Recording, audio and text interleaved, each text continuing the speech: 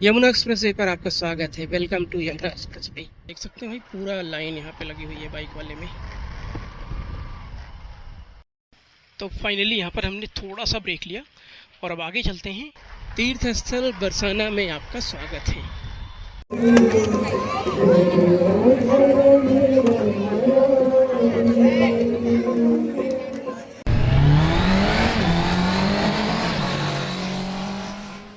अभी मैं इस टाइम परी चौक के आसपास हूँ। परी चौक पहुँचने वाला हूँ। परी चौक से हम यमुना एक्सप्रेस वे लेंगे और अभी ये रहा, परी चौक पे आ गए हैं। और परी चौक से अब हम लेंगे लेफ़्ट साइड में, देन फिर हम यमुना एक्सप्रेस वे पे चढ़ जाएंगे।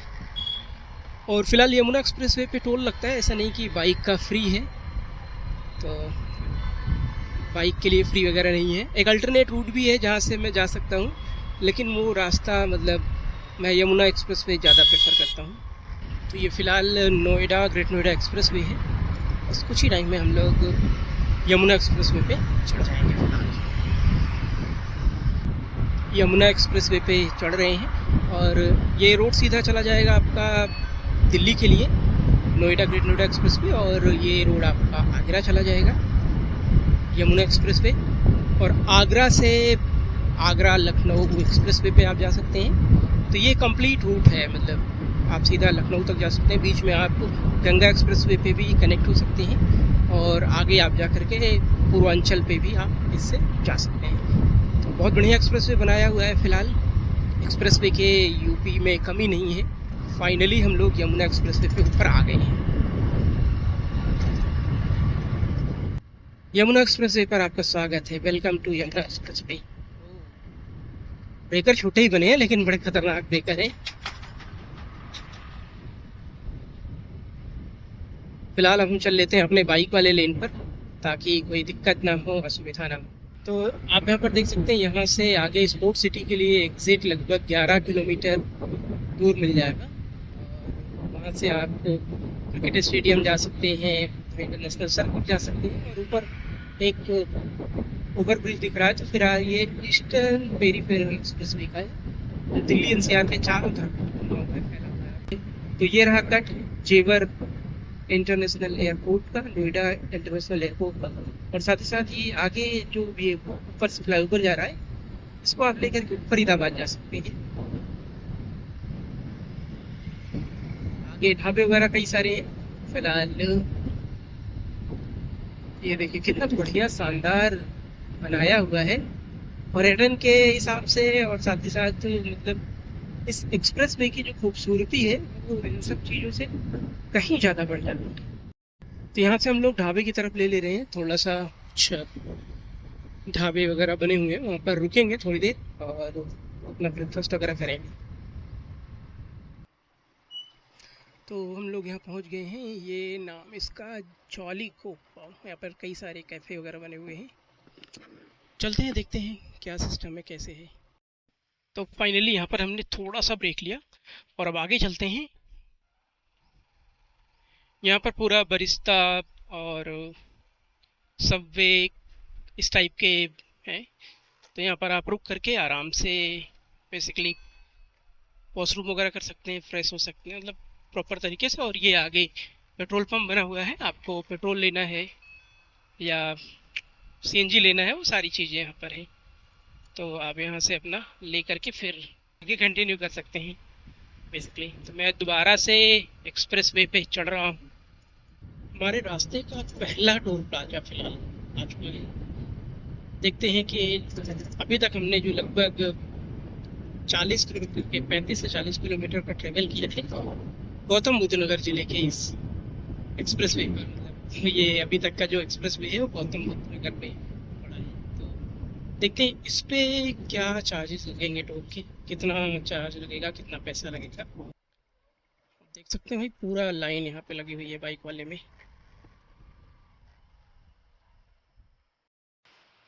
तो फाइनली भाई यहाँ पर 70 रुपये का टोल मैंने पे किया है। और अलग अलग डिस्टेंस का अलग अलग। फिलहाल हम लोग पहुँचने वाले हैं बाजना। बाजना से कट है, वहीं से हमें फिर पलवल वाले रोड पे ले लेंगे। जो पलवल से फिलहाल पलवल से होकर के और वो वृंदावन वाली रोड वहाँ के लिए हमें जाना है।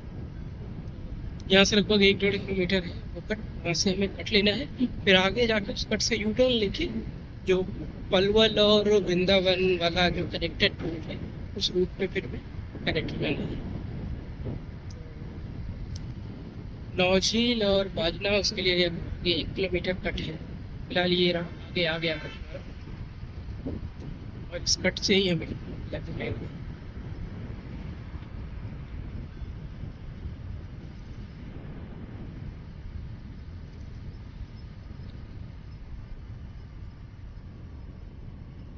भाई फिलहाल ये क्या है, यहाँ पर एक और टोल है।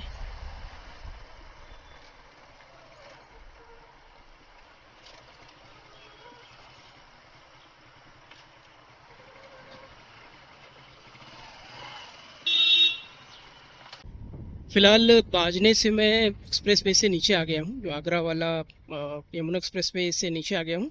और यहाँ पर आप देखिए एक नया एडवेंचर भेड़ों के साथ।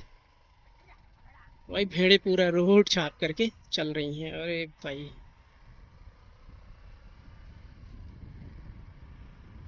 इनसे हमें बच के रहना पड़ेगा, नहीं पता चले कहीं आगे पीछे इधर उधर आ जाए तो बहुत दिक्कत हो जाएगी।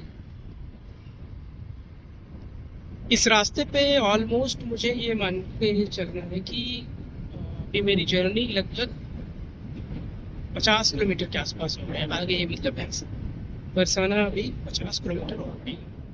फिलहाल हम लोग इस समय हैं नौ झील मथुरा पहुंच चुके हैं। तो मथुरा डिस्ट्रिक्ट में ही एंटर कर चुके हैं। और ये मार्केट टाइप का है छोटा सा नौ झील।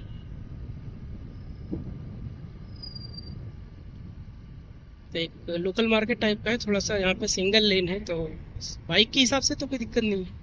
अब कार वगैरह से आएंगे तो रास्ते इतने अच्छे नहीं थे, लेकिन जब आप बाइक से आते हैं तो ये एडवांटेज होता है आपके लिए कि भाई बाइक से कोई दिक्कत नहीं है। रास्तों का कैसे भी रास्ते हैं, आप बाइक से आराम से रास्ते अपने खुद डिसाइड कर सकते हैं। फिलहाल यहाँ पर एक अंकल जी ट्रैक्टर में बस जानवरों के लिए चारा लेके जा रहे थे, मतलब पूरा एंजॉय कर रहे हैं, मतलब ट्रैक्टर पे ही चारा लेके जा रहे हैं। बढ़िया है। और इस रोड पे मतलब अच्छी अच्छी चीज़ें देखने को मिल रही है। आप देखिए, आपने बैलगाड़ी नहीं देखी होगी बहुत टाइम बाद, ये देखिए बैलगाड़ी किस तरीके से जा रही है। मतलब मैंने तो बहुत टाइम बाद देखा फिलहाल। और इस रोड के मतलब एक अलग ही एक्सपीरियंस है। पूरा मतलब पुराना इंडिया। और एक नहीं, ये देखिए कई सारी बैलगाड़ियाँ, बुलक कार्ट जिसको इंग्लिश में कहते हैं। तो ये देखिए एक और बैलगाड़ी, पूरा गांव वाला कल्चर है। और ये से यमुना नदी है। तो यमुना नदी फिलहाल आ गए हैं, हाँ यमुना नदी ही है। तो यमुना के पुल पे हम लोग चढ़ गए हैं। बहुत शानदार नज़ारा है। इसीलिए कहते हैं हमेशा राइड पे जाया करो, ट्रैवल किया करो, यात्राएं किया करो। वहाँ पे आपको जो चीज़ें देखने को मिलती हैं वो उसका एक एक्सपीरियंस कभी नहीं भूलता है। और ये मेरी फ़िलहाल पहली राइड है। वैसे ट्रैवल करना मुझे बहुत पसंद है, बस ट्रेन या कार से एक जगह मैं गया हूँ।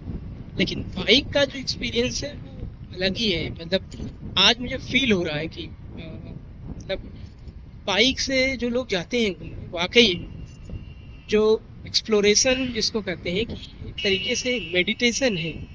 बाइकिंग करना, राइडिंग करना मेडिटेशन है। आज मुझे वो फील हो रहा है। फिलहाल इसको ओवरटेक करते हुए हमें आगे निकलना है। तो यमुना नदी को हम लोग पार कर चुके हैं।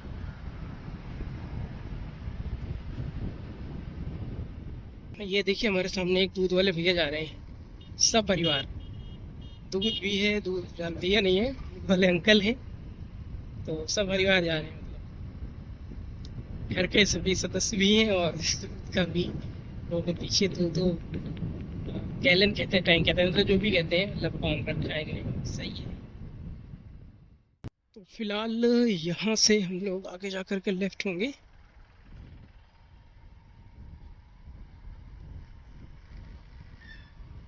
या ये छाता मार्केट है, भरतपुर रोड है ये। यहाँ से आगे ये वाला जो रोड गया हुआ है ये भरतपुर गया हुआ है।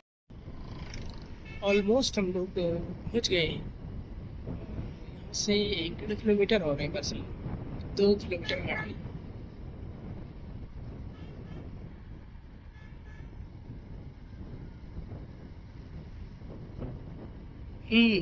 फाइनली लगभग 120-25 किलोमीटर का सफ़र करके हम लोग नोएडा से बरसाना आ गए हैं। अब यहाँ से फ़िलहाल आज रुकेंगे, यहाँ पर घूमेंगे, एक्सप्लोर करेंगे, आसपास की चीज़ें देखेंगे और नंदगांव जाएंगे शाम के टाइम।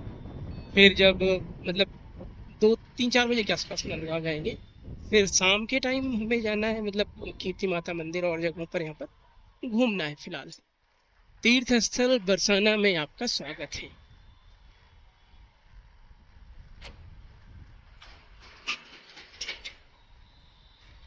तो फाइनली हम लोग आ गए हैं बरसाना राधा रानी के धाम में, लाडली जी महाराज के धाम में आ गए हैं। और अच्छे से मैं आप लोगों को दर्शन कराऊंगा लाडली जी महाराज के, उनके जहाँ पर वो रहती थी, कीर्ति माता मंदिर, वो सारी चीज़ें आप लोगों को मैं एक्सप्लोर कराऊंगा, दर्शन कराऊंगा पूरी।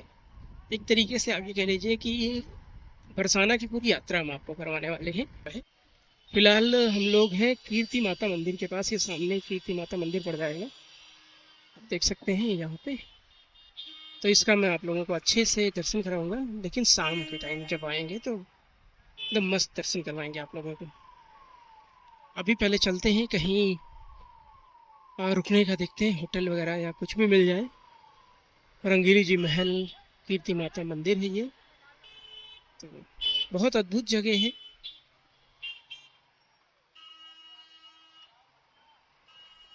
ये सामने से लोग जा रहे हैं और राधे राधे के जयकारों से पूरा एरिया गूंज रहा है।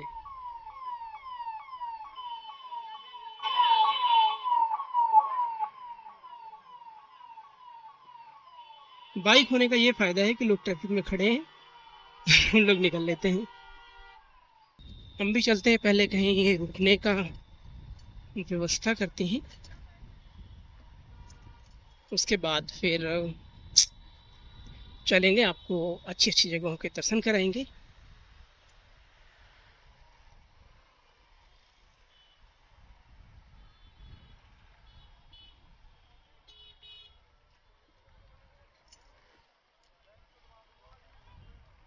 एक ये जो गेट बना हुआ है मारो प्यारो बरसाना और बरसाना, तो ये फिलहाल उस पे अभी तिरंगे की एक परत सी लपटी दिख रही है।